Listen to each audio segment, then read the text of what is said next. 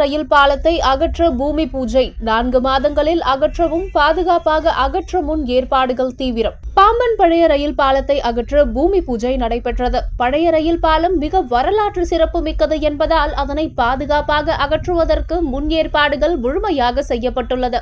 தமிழகத்தின் மண்டபம் நிலப்பரப்பையும் ராமேஸ்வரம் தீவையும் இணைப்பதில் பாம்பன் ரயில் பாலமும் இந்திரா காந்தி சாலை பாலமும் முக்கிய பங்கு வகிக்கின்றன. இதில் 1914 பாம்பன் ரயில் பாலம் செஷர்ஸ் பாலம் திறக்கப்பட்டு ரயில் போக்குவரத்து தொடங்கியது. இந்தியாவில் கடலின் நடுவே அமைக்கப்பட்ட முதல் பாலமாகும்.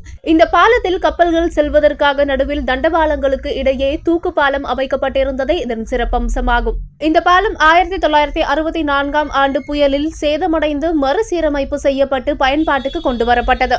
நூற்றாண்டுகளை கடந்த இந்த பாலத்தில் அடிக்கடி தொழில்நுட்ப கோளாறு ஏற்பட்டதால் 2019 அடிக்கல் நாட்டப்பட்டு பணிகள் 2020 ஆண்டில் தொடங்கப்பட்டது.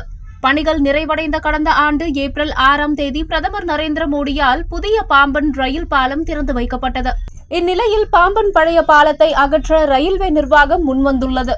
ரயில் விகாஸ் நிகம் லிமிடெட் RVNL என்ற ரயில் உள்கட்டமைப்பு திட்டங்களை செயல்படுத்தும் மத்திய அரசு நிறுவனம் பாம்பன் பழைய பாலத்தை அகற்ற ஒப்பந்தம் கோரி டெண்டர் அறிவிப்பு கடந்த ஆகஸ்ட் மாதம் வெளியிடப்பட்டது. அந்த அறிவிப்பில் 2.3 கிலோமீட்டர் நீளம் கொண்ட இப்பாலத்தில் நடுவில் உள்ள தூக்கு பாலம் மற்றும் கர்டர் பாலம் தண்டவாளங்களை ரூபாய் 2.81 கோடியில் அகற்ற கோரப்பட்டிருந்தது.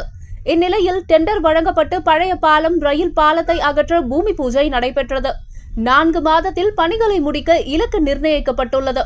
இந்நிலையில் பாம்பன் பழைய ரயில் பாலம் வரலாற்று சிறப்புமிக்க பாலம் என்பதால் அதனை அகற்றும் போது சேதம் ஏற்படாமல் இருப்பதற்காக பழைய ரயில் பாலத்தை அடுக்கடுக்காக வெட்டி எடுப்பதற்கு முடிவு செய்யப்பட்டு அதற்காக எண் 1 இருந்து வரிசைப்படியாக பாலம் முழுவதும் எழுதப்பட்டுள்ளது.